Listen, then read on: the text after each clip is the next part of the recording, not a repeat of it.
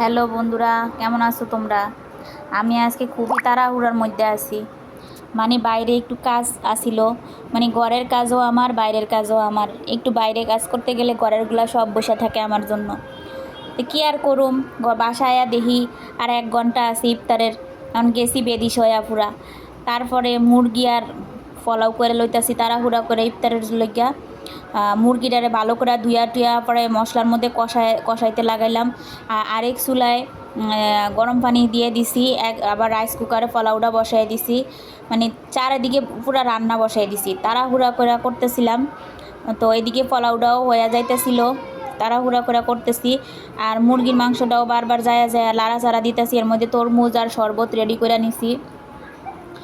মুরগির মাংস দ্বারা যাই একবার, পোলাওর দ্বারা যাই একবার, এমন করে দুই জায়গায় আপ ডাউন করতে করতে আলহামদুলিল্লাহ রান্না হয়ে গেল। এখন পরিবেশন করতেছি প্লেটে প্লেটে। কি আর করার, কিছু তো করার নাই, খাইতে তো ওই ইফতার তো করতে হইব। আলহামদুলিল্লাহ, সবাই ভালো থাকো।